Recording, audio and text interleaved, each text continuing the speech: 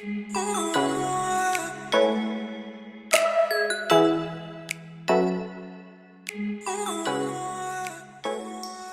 everybody, this is Landis with Lexi or Lexis, either one works. And in this video, I am going to explain just a little bit about how your day is going to go in terms of a face-to-face interview with a regional airline.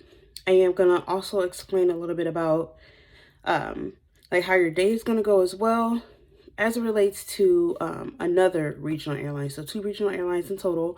And I apologize because I don't know the social media policies very well. I'm not going to tell you the exact name of the airline. However, I will tell you the mainline airline that they're operated under, and then you can kind of go from there, take it as you will.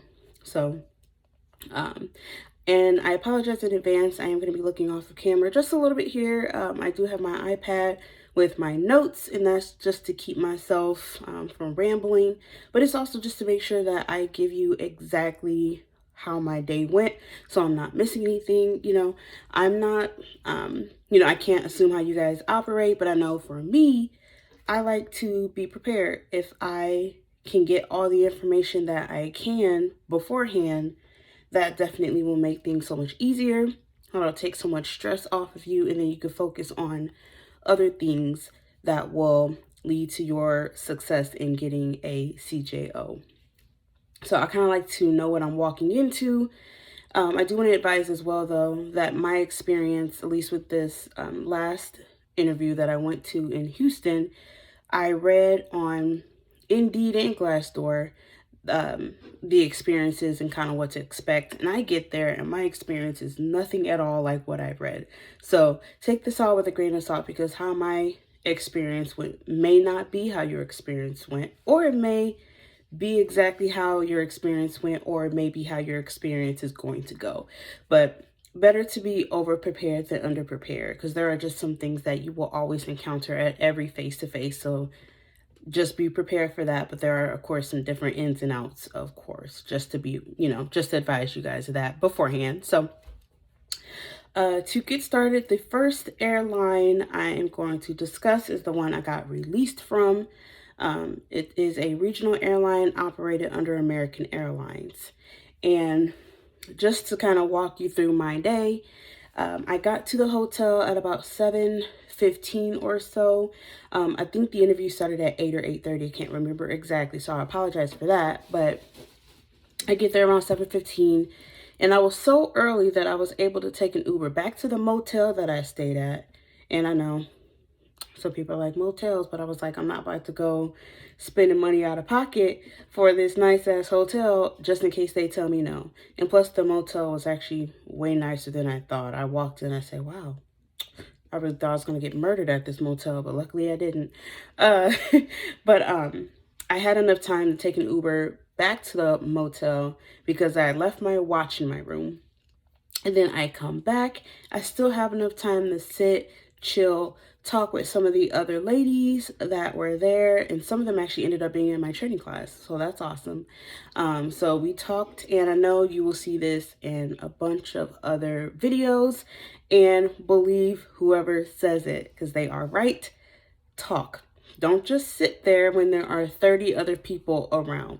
If you're not talking to someone, you are probably risking your chances of getting a CJO, given the nature of this job. This job, you are required to talk to people you don't know, talk to people you have never met before. Now is the time to practice this skill that you told them that you have. So ask somebody, hey, where are you from? How many airlines have you applied to? Is this your first time here at this airline? Whatever. I mean, just talk about anything. What they have for breakfast. It doesn't matter what you talk about. It just matters that you can show them that you are a personable person, that you can hold a conversation with someone you don't know. So when they say they're always watching, they really are always watching. So just be aware of that. So just mix and mingle. You're going to have to get out of your comfort zone.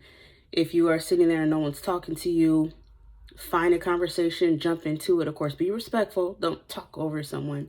But, you know, find yourself a group and get to know those people, learn a couple names. Because I know there was a girl there that was learning everyone's name. She went to probably 90% of the people to figure out what their names were. And I admired her ability to be like, you know what, this is my opportunity, and I'm not going to allow fear to ruin that for me. She was going for it. She did get her CGO. But yeah, biggest advice, definitely talk, mention, you know, maybe what you learned about someone else, just to let them know that you're not just talking for the sake of talking, that you can remember things about people that may help you tailor your experience with them. So just keep that in mind.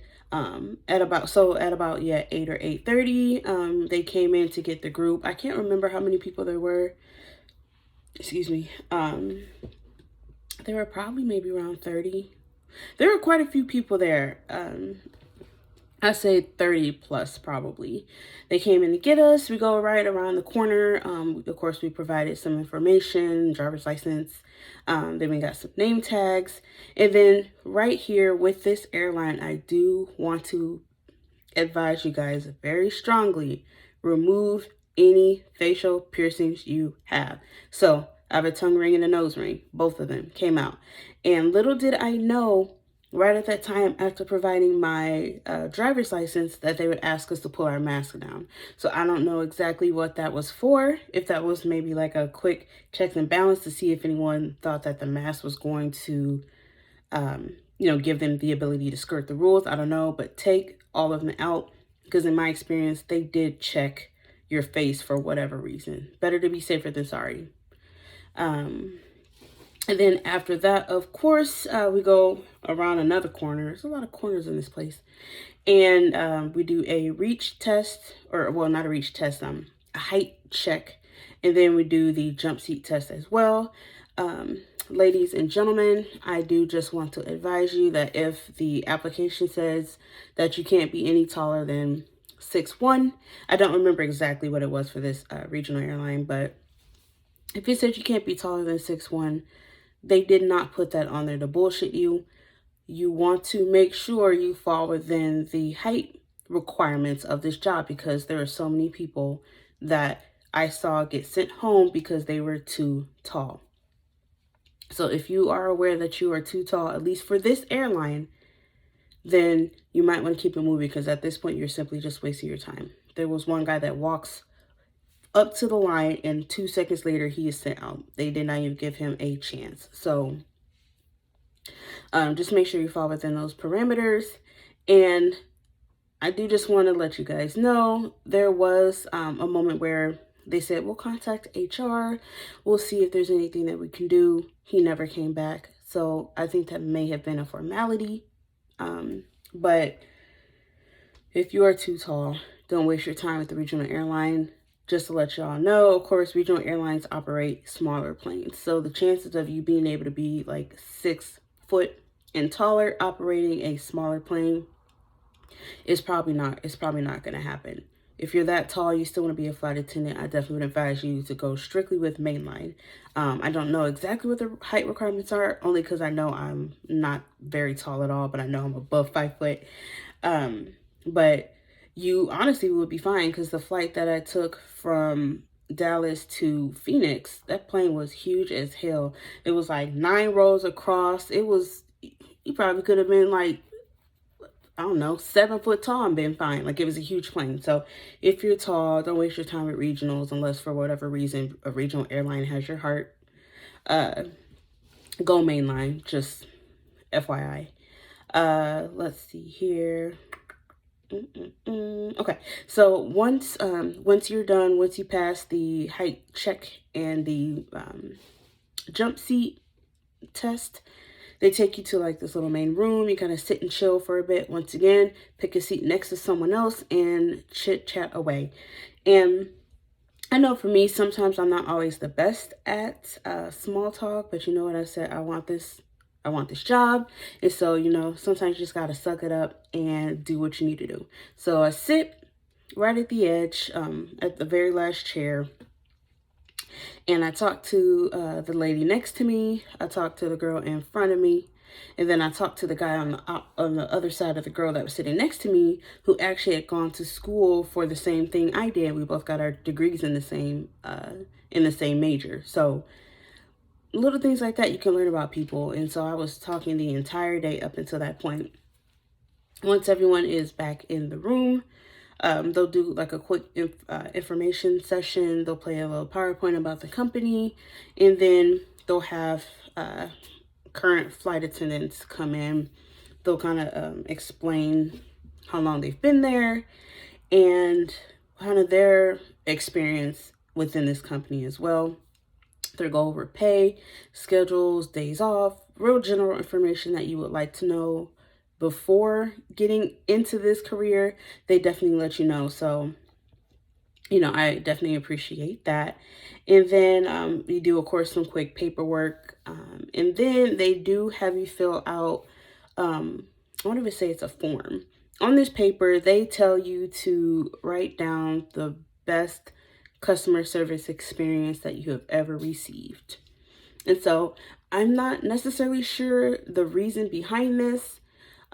Maybe if this is like a test to see if you're able to recognize good customer service. I don't know. But either way, be genuine. Don't lie. Don't make up a story. Everyone has gone somewhere at some point. So there has been a time in your life that you've received horrible customer service. And then there's been a time that you've received very good customer service. And it doesn't have to be major. I think I wrote about a guy that took my order at Arby's. Real simple. But I was genuine about it because the guy was joking around. He's happy. It was busy. And he didn't let that kind of damper his mood. And I really appreciated him for that, because he could have just been like, what do you need? Bring it in and then go. But he was very personable. So it doesn't have to be anything major. Just be genuine about it. And then at this point, once you're done, you hand all your paperwork back in. They look through it, make sure you're good to go.